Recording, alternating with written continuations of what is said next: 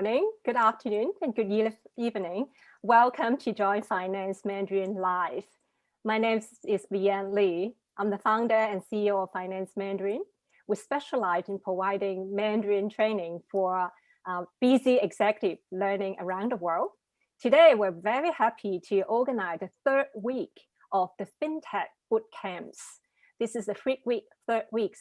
And our main content today is about the central digital bank, the central digital bank currencies. And we're so happy to invite our VIP speaker, Professor Emil Chan, to come to our online classroom today. Say hi, Emil. Hi, everybody. Good morning, good afternoon, and good evening. Thank you.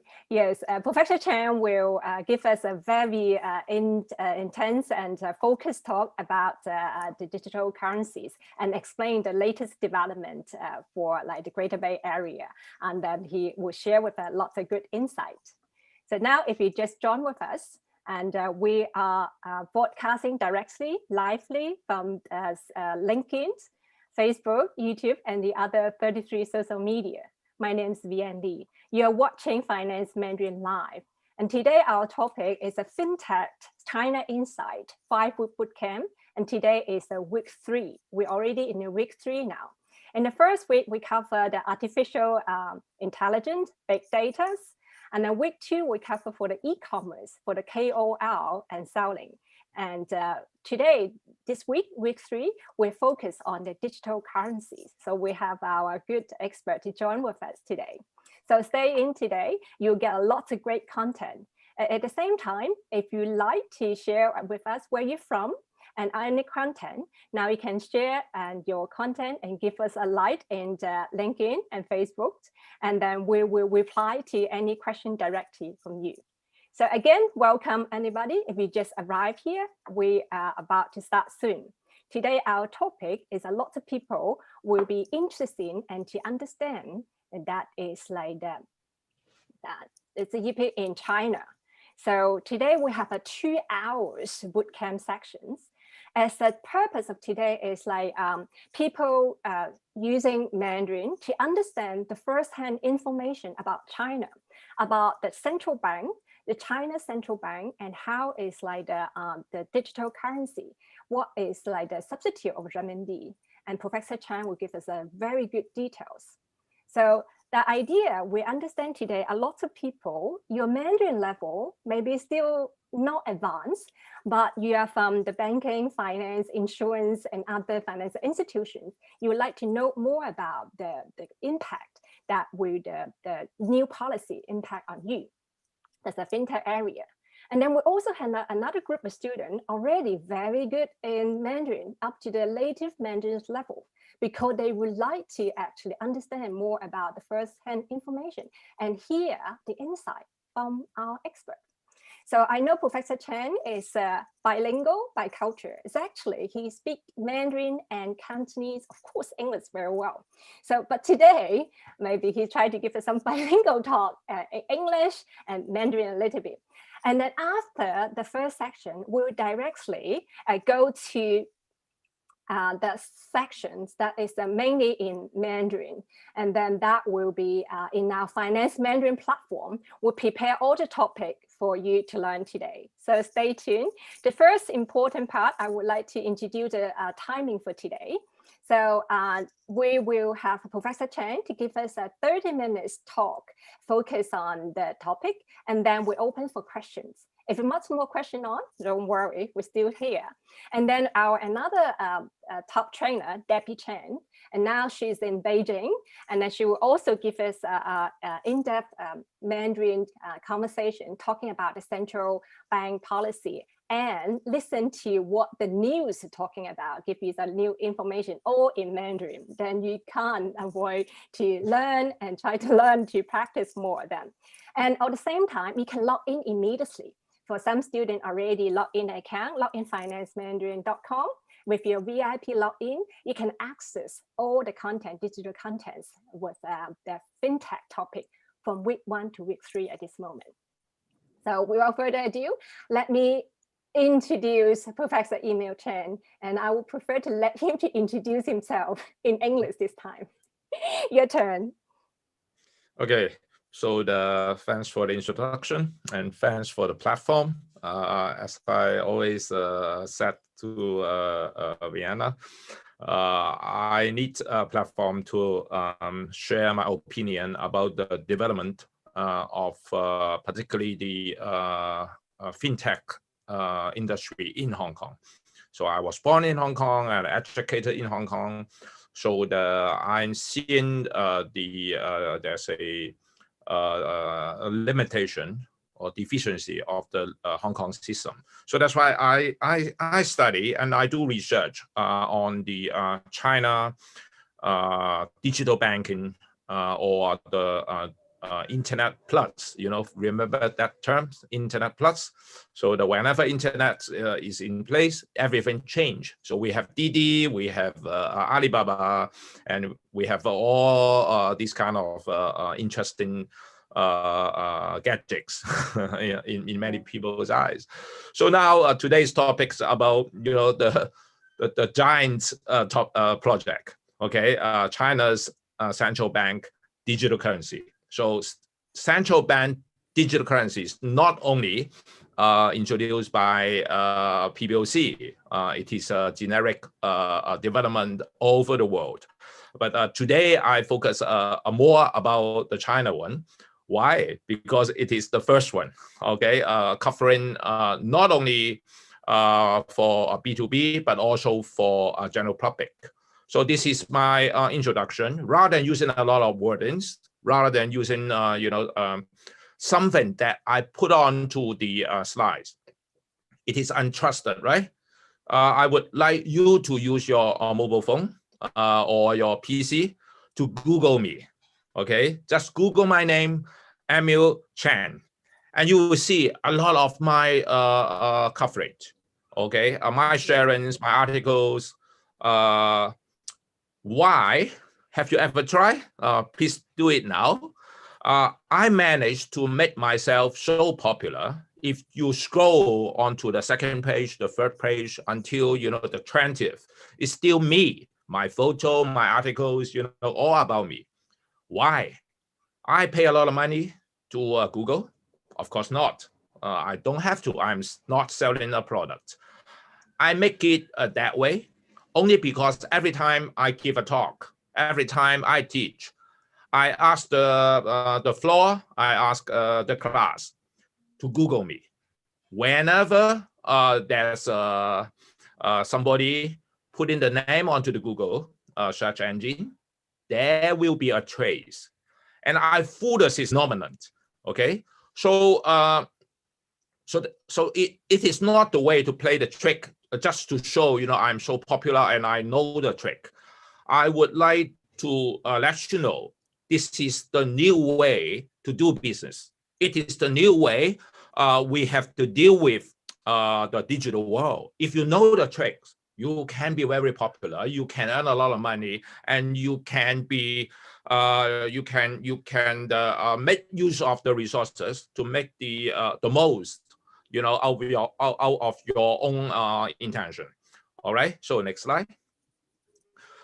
This slide shows that before 1995 or 94, whoever who had the capacity to take control over the computer, who were the leader, like IBM, like Vienne Computer or HSBC, okay? They have the money, they have the talents to make good use of technology. After 1994, the .com, the internet, people who understand how to play that game become the leaders, like Alibaba, like Google, like Facebook. So those are the leading companies. But until 2015, there's a new promises called blockchain. Whoever, in my eyes, can make good use of blockchain, they will be the winners. Why? Because there are two major factors called decentralization of trust. And it can unleash the value flow without intermediaries. So that means whoever who can make good use of blockchain to change the form of trust. You know, now trust is an issue because of the trust. China and America are not doing business, you know, like them doing in the past. Because of the trust issue, America has this political instability. If we can make good use of technology, okay, all these kind of problem perhaps can be solved because the trust engine can be built. Moreover, at the moment, we have to heavily rely on the intermediaries, like the agents, like the brokers, and the exchanges, and the banks. So if there's a system that we can flow, we can transfer the value from one end to the other end. Like we transfer the information on the internet. We can transfer information, send a photo, a message over the internet easily. In the future, with the help of blockchain, we can transfer value as if we are transferring a file. Imagine it will be a new world. So next slide. So when we talk about fintech, we have to talk about money. The media to do business, we heavily rely on money. Why? Because without money, we have to do barter. And we cannot do it with ease because if somebody's selling a hen and the other selling a horse, okay, they cannot exchange because the units are different. So with the help of money, we can trade with ease. But the formation of money or the medium of money keep changing from shells to coins, to tokens, to banknotes, to the plastic money and the digital money now. So like octopus, like Alibaba on the mobile phone. What next? So if it keeps changing, okay, then we have to find a new medium. So octopus was, you know, that invention made Hong Kong so famous. People came to Hong Kong 20 years ago and they realized that they can do cashless transaction so easily. But Hong Kong did not upgrade. And then Bitcoin. Bitcoin was invented around 2008, 2009. And the first intention is to challenge US dollar because of the QE. Nobody trusts, you know, the US dollar. They believe that the amount of money they printed is unlimited. It's unfair, you know, to the general public. So Santoshi invented this one by writing a white paper trying to challenge US dollar. But the intention was okay, but the project failed. Bitcoin, the volatility is so high, we cannot use Bitcoin as money, okay? It is the tool to transfer value from one end to the other end, like what I have said. And to hold value, okay? So Bitcoin failed the challenge as a currency, but it creates a medium for us to transfer value and to keep value, okay? Then the next one, after Bitcoin, we have Ethereum. Like Bitcoin, it is a cryptocurrency, but more than Bitcoin, it can be used as a medium for people to put in smart contract, okay? Because you can write executable coding onto Ethereum, and then when all the machines are running, okay, the mining machines are there, and the mining machine not only provide the reward for the contributor, it can handle the transaction. So when you put in a digital or the smart contract will be executed according to the terms preset onto the system, so that we can transfer value, really, not only the cryptocurrency itself, but also the digital assets over the network. So it is an invention, okay? Next one. So after Ethereum, we have Ripple. So it's a closed network allow the corporates or the banks to move money from one end to the other end without border. Okay, so the projects is one of the largest this market cap of the crypto world. But on the other hand, it is a tool challenging SWIFT, okay, the system that help the banks to move money over the network. So after Ripple, and we have another digital currency called Tether. So next slide. So Tether is a kind of USDT, the stable coin. Don't you know that Tether started their business from Hong Kong? It is known to a lot of people, like octopus. It was firstly introduced in Hong Kong. Why? Because Hong Kong dollar is packed with US dollar. So because Bitcoin has a limitation, that is the volatility is too high. So the founders believe that if they did the same thing like a Hong Kong dollar, plat Tether with US dollar, $1 US equal to 1 Tether, then it will be the digital currency of the future. Of course, it's challenging, it's controversial, because Hong Kong dollar is backed by HKMA, okay, the whole government back it. But as a commercial identity, you do not have this trust yet, okay? So it is it's widely used by the network now, okay? I just want to let you know that it started from Hong Kong. Okay, and it is a digital currency too. So next one. After we talk about something related to blockchain, this is this project called eKrona. In the Scandinavia, there's a country, a few countries technically. You may not be there, but one thing is very famous is that they do not use cash for a long time, okay? In Sweden, I think more than 95% of the transaction, okay? I mean, probably 99% of the day-to-day transaction are all electronics.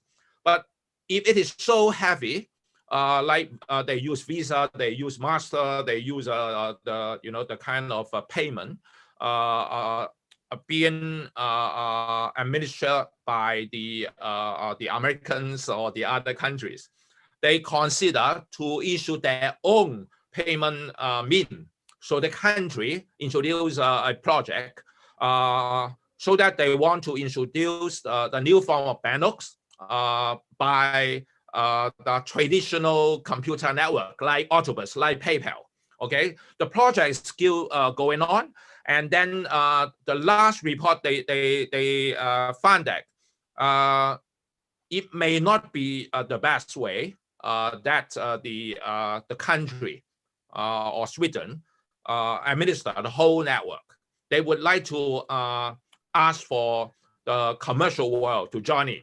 Okay, so we don't know how it happened yet, but at the moment, in short, it was trying to use the traditional way like PayPal, like Octopus, but administered by the country itself. But it seems that according to the last report, it may not be the best practice. Why? Here comes the next one. Libra. Last year or the year before, we have a lot of discussion about this digital currency introduced by Facebook. It looks good from the general public, but it is challenging the position of the Federal Reserve because it is another form of digital currency. If the whole America is using Libra but not US dollar, then the QE may not be able to continue. So it's not a good solution to the American government at the moment.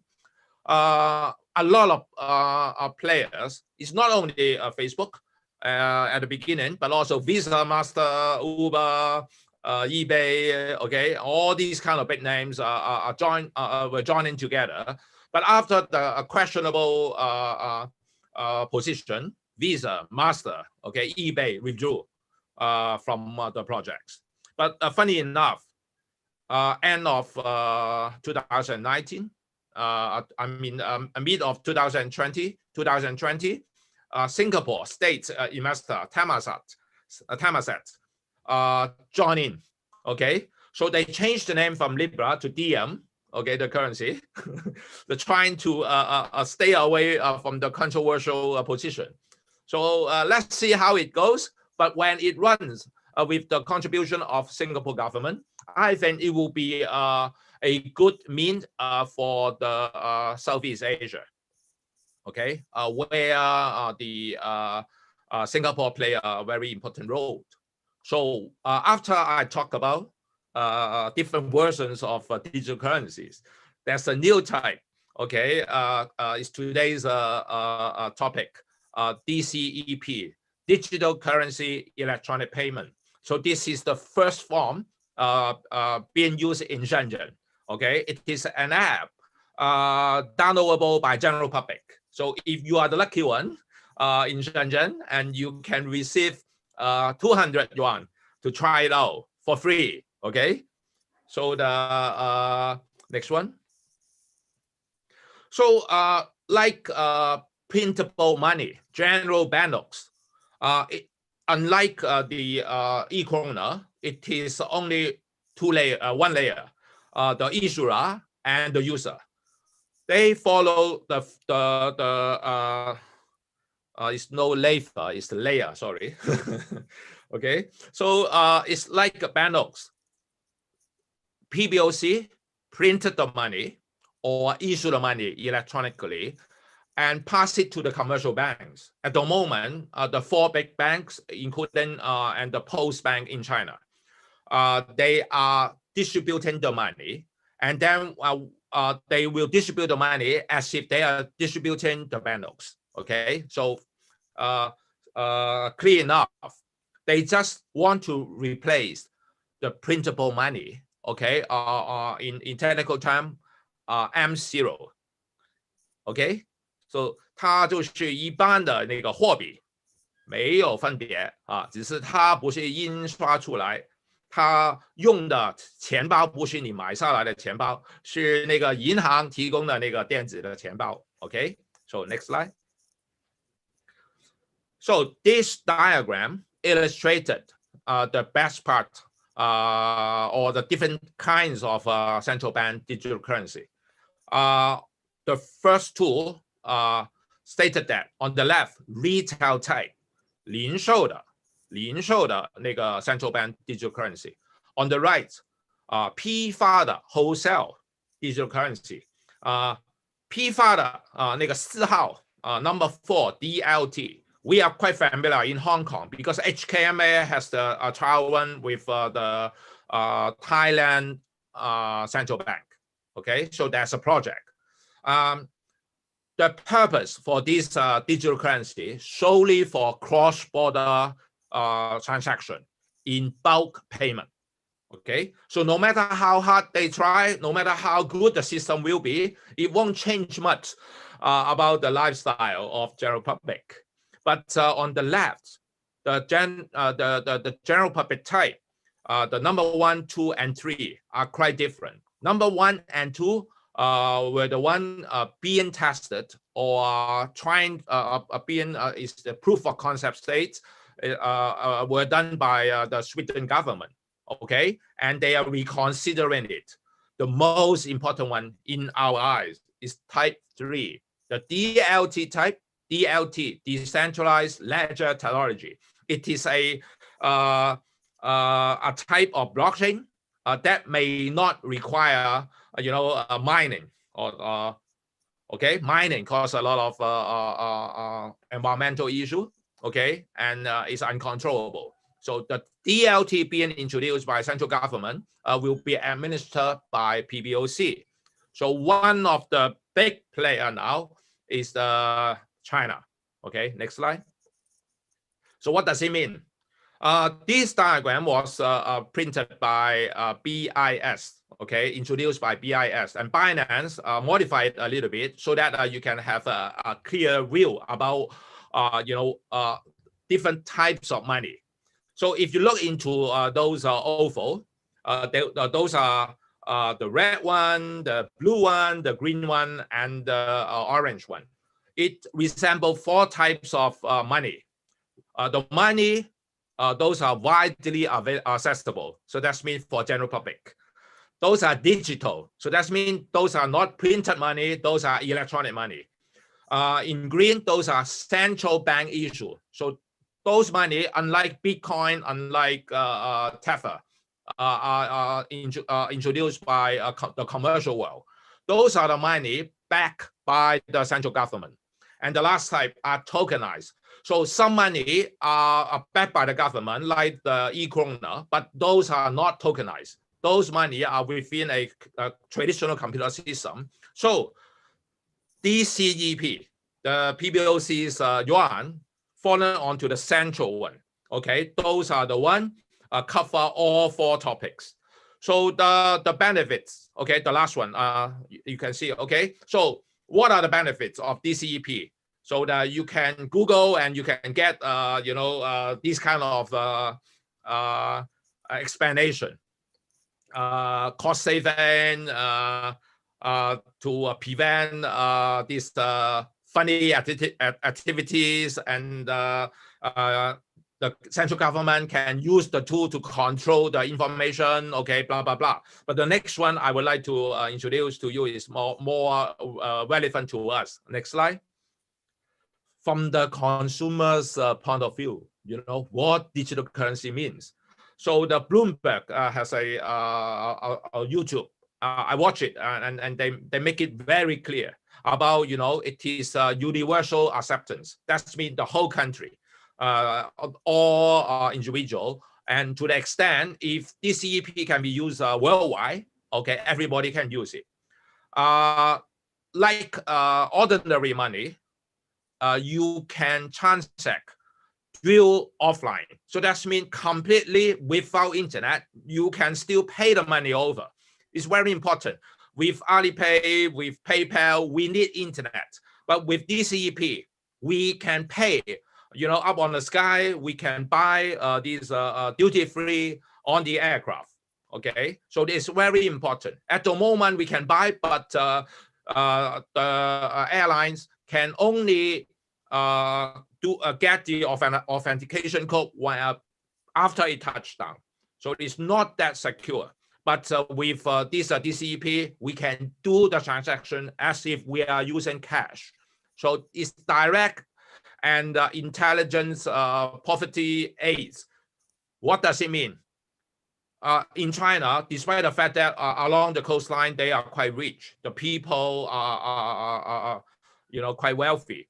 But on the Wild West, I use the term Wild West, if the government would like to give the poor people some aids, if there are a lot of intermediate agency, the money may not be collected in full for some reasons. But if each of them are holding a wallet, you can imagine the money can go straight into their hands. And when they spend the money, the record can track whether the money are spending, for the merchandise that they have to purchase. If they find some funny, activities out of those wallets, the central government will realize that, the wallets were not in the hands of the poor people. You can see it's a very powerful tool to balance the wealth. Okay, and it is programmable, traceable for tax collection. Once DCEP is fully introduced in China, I strongly believe that the taxation system, okay, which is not perfectly working well in China, will be upgraded. When it is upgraded, it will be a new world. Okay, so of course the last one is the security. Okay, so the next slide. from the macro point of view, okay, from general public, from the banks, from the other countries, it captured the gray economy, okay? So at the moment, there's an outflow of yuan by the gangsters or by the smuggler. With DCEP, no leakage at all, okay? So because it's all traceable. And then, as I said, if we can administer the aids to the poor, we can also accurately calculate the GDP, because not only the poor use the wallet, everybody in China using the wallet. So we can predict, okay, if there's a campaign, we can see the result with ease and much faster, rather than doing sensor 10 years per time in Hong Kong. They can do the sensor every minute. Okay, so the last one is the control, okay, the currency sovereignty. That's been independent from the US dollar, okay, in short, independency. Okay, the last one, next slide. So it looks quite complicated, okay, the distribution of the DCEP. But actually, it is the same distribution as cash. So if you just replace DCEP with cash, we have ATM, we have the teller, you know, and then it is the same. User 1 and user 2 are using their banks, or it is the same like Alipay and WeChat Pay. Of course, it's not banks, but the two payment giants. So they resemble the same manner. So I don't think that it will be a mess if the DCEP is being introduced. It's just the same structure. Okay, next one. So as I said, as a macro implication, the AML monitoring in China, because of the two layers, what the first layer of the bank or the financial institution can use DCEP to do the AML check in much easier manner. And then the central bank, by collecting the information being provided by the tier 2 financial institution, and they can do the AI, they can do the next level of monitoring.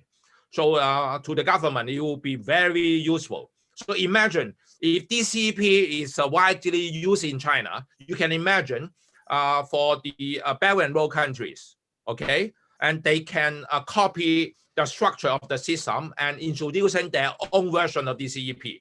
So there will be a new union, okay, worldwide, and all of them has a capability to do the AML monitoring with ease, okay? So the next one. So I'll give you some information about how it is developing.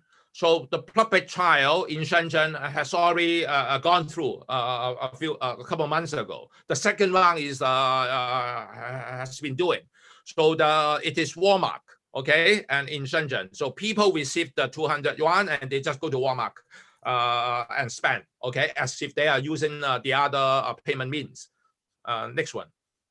And then the JD, Didi, Meitu, Bilibili, and in Suzhou, okay, also doing the same. So from offline to online, those are all online store.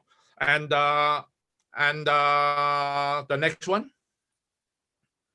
Very interestingly, while we are focusing on the mobile-based payment, a couple of weeks ago in Shanghai, there's a new form of a DCEP wallet.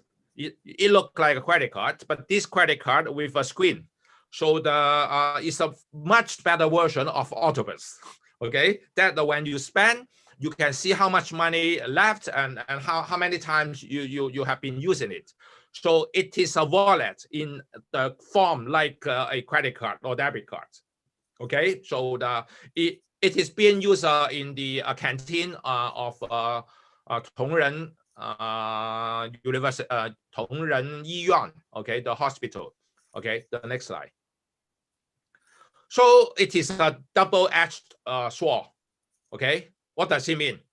On one hand, is challenging the external payment agents, okay, like SWIFT, which is being technically controlled by the American government because of after the 9/11, because of terrorist attack.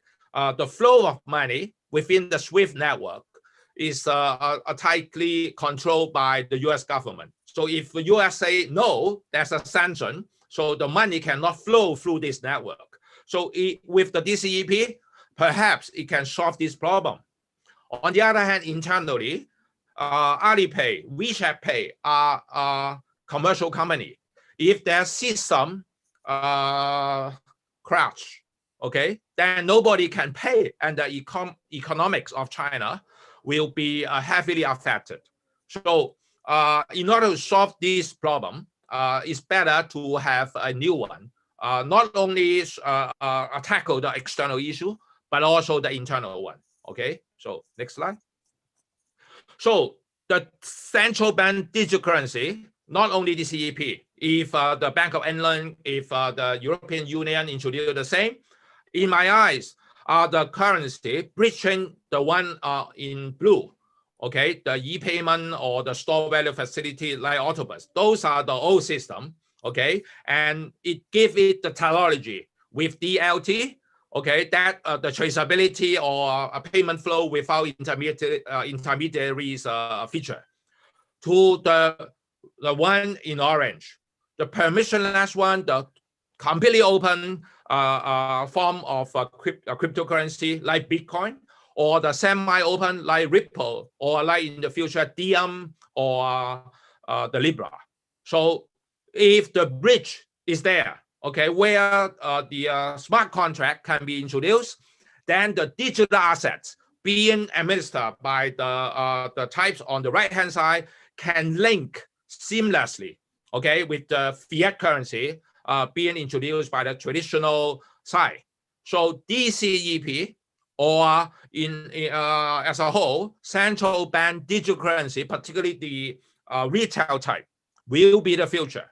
Whoever who can master central bank digital currency well, who will be the leader economically, okay, in the future. Okay, next slide. So the last section, I would like to draw the attention. After you know that DCEP is in such a form, and I give you some 启发, okay, you think ahead, think about what will happen in a few years' time. So this diagram talk about the people can pay via UnionPay, Alipay, Tencent Pay, and cash. So if DCEP is introduced, okay, there will be a new form. If there will be no cash, eventually, according to what the PBoC said, the printable form of cash will be displaced. So everything will be traceable in China, right? It may not be the wish, okay, of general public that everything will be traceable by the big brother. Okay, next one. So I'll talk about Hong Kong. Hong Kong is the place where we are doing very well to link the East to the West by other currencies. So while CNY is there's a restriction on the exchanges, Hong Kong play a very important role to do the job. So if DCEP in yuan will be the one heavily used in China, I strongly believe that it can also be used by the Western world. If the Western world or the commercials or the individual accepted it. So we have to think, what will Hong Kong's new road, the role of Hong Kong? Because if everything can be administered by the Central Bank of China, administered by the banks, in China, okay, we don't need the banks in Hong Kong anymore. Okay, so the next slide. But I can see, as I discover, if the people in China, if the company in China want to hire up some commercial transaction for some reason from the big brother, they will use an external country or external way or external mean to do the transaction. So like today, a lot of window company, 窗口公司 being open in Hong Kong. So I think for DCEP, they will also be used in Hong Kong. So I think in the future, a portion of the Chinese within China, the two companies, maybe one in Shanghai and one in Beijing, they will use Hong Kong as the vehicle to settle their payment as long as they involve international trading.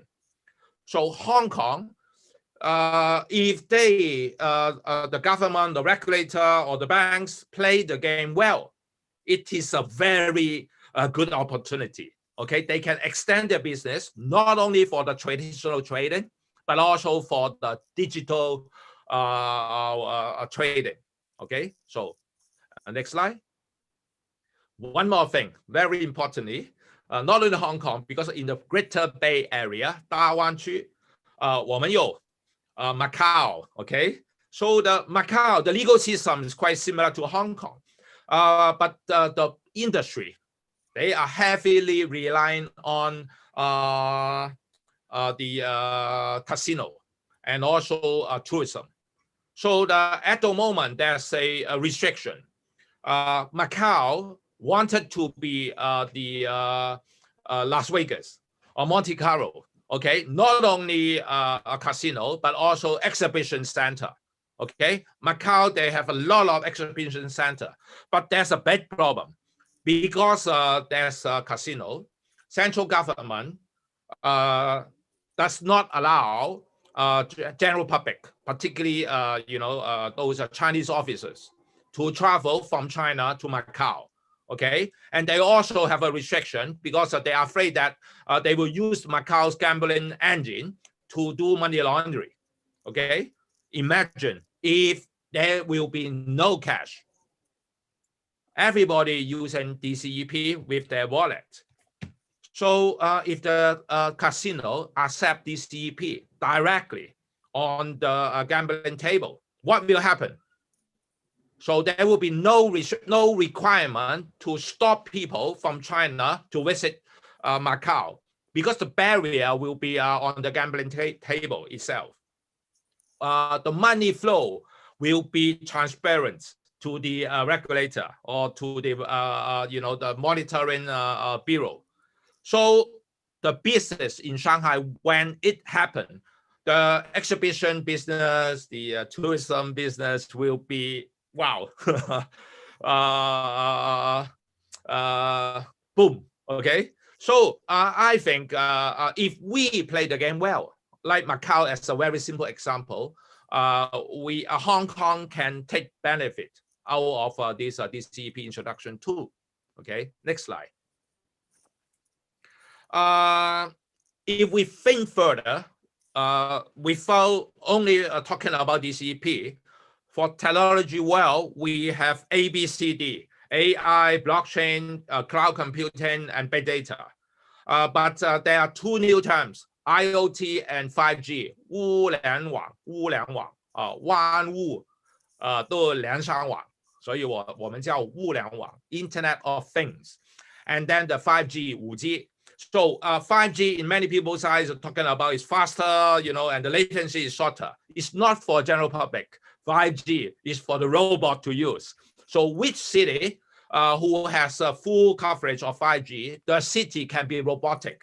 The city can be very smart. So the car can be driven without a driver, or the energy saving, can be to the very high level. Why? Because the sensors are everywhere. If the sensors are everywhere, then they need the network, a very solid network. And 4G and the Wi-Fi are not the preferred network, but 5G. So if these kind of things are ready and the value can be captured by DCEP, you can imagine the future will be quite prosperous. Okay, so I think to wrap it up, go to the next slide, the last slide. This one, yes. We have to make ourselves ready. If we use Hong Kong as an example, in in order to let those applications like central bank digital currency running well, open API, I am smart, the new identity system being introduced by the Hong Kong government, and the faster payment system, okay, we need the foundation to build in a very solid way. So who are the foundation? The first layer are the ABCDA, 5G, and IoT, okay, I just mentioned, the technology, okay, and we are trying hard to build them. But not only the technology, because technologies rely on the lower level of foundation, but not physical, the digital foundation, like the policy. We have to set the policy like GDPR, okay, for data control, the data governance. We do not have the standard. If we do not have a standard, if we do not have the guideline, okay, for the digital player to play the game, then there will be a big problem, particularly on the startup. We do not have the talents. We do not have the people to administer the system.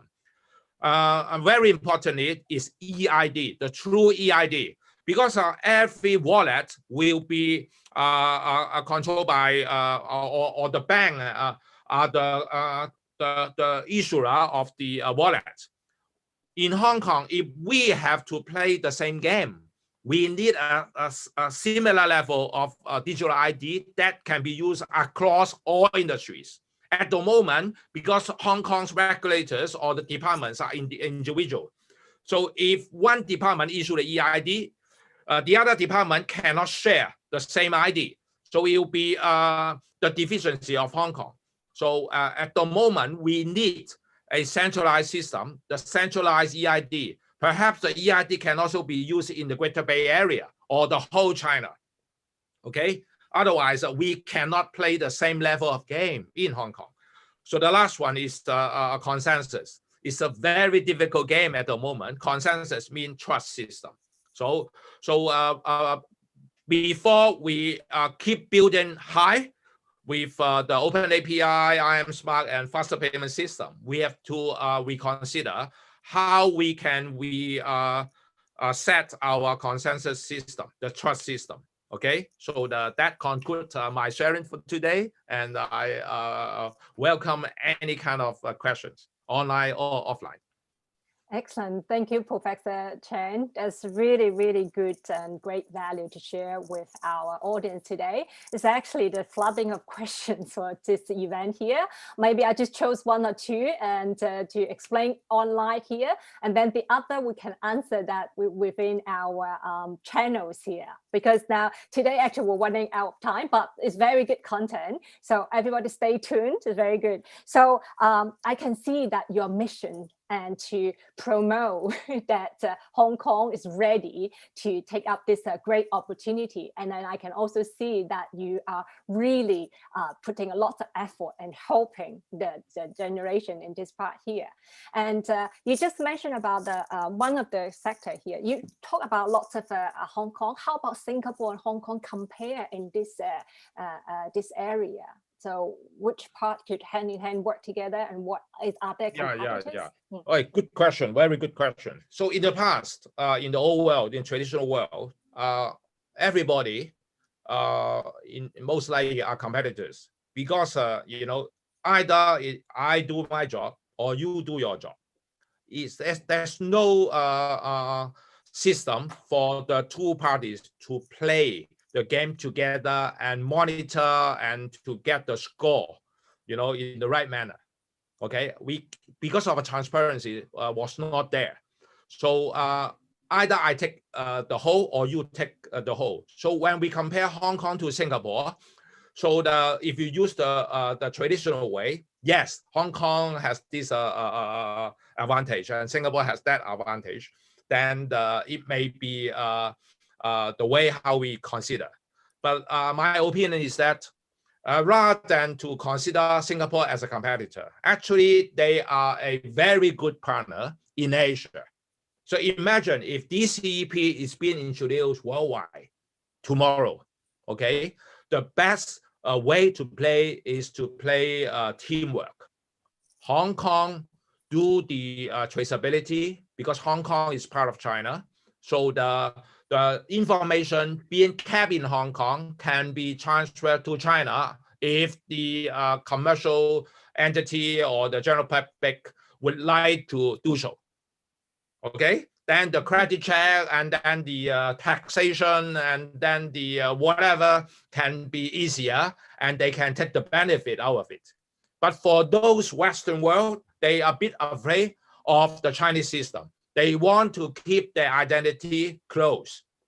They would rather keep the information within Singapore.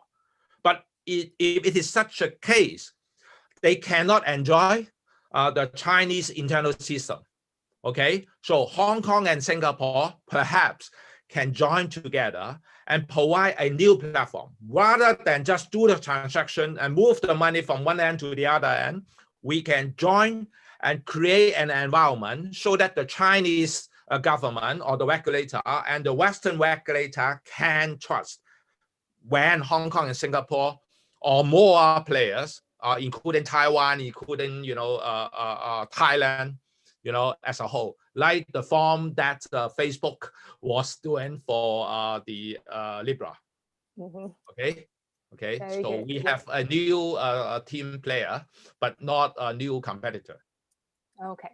So before we round up, I chose the last question. It's about AML, anti-money laundering, 反洗黑钱. So the question is, if DCEP is so successful to clean up any possibility of the money laundering, is that still traceable? Is that completely the transaction could be really traceable, or there's still some gray area there? Wow. On one hand, for the money, because if there are two wallets, okay, and if the two wallets are or everything, the database are in a decentralized database being kept by all banks in China, imagine it is like that, then of course it's traceable on the money side. Okay, but there's a limitation of AML. They only check particularly the name and the money itself. They cannot trace why you are spending the money and to whom you are paying, and you cannot trace the two layers or three layers in front or behind. Okay, so with the help of DCEP, with the structure of the DLT, everything will be transparent. Okay, so not only the money side, but also the merchant you reach or the reason, okay, or the location, okay, that or where you from are also traceable. So I think the transparency, it may not be 100%, but in my eyes, it can be already 90%. The traditional way can only handle perhaps automatically 30 to 50%.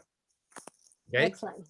Very good. Yeah. So we are going to answer the second question in Chinese in the next 1 hour section. So stay tuned. We're going to talk about can it empower the AML? And there's quite lots of questions we will discuss in Chinese in the next section.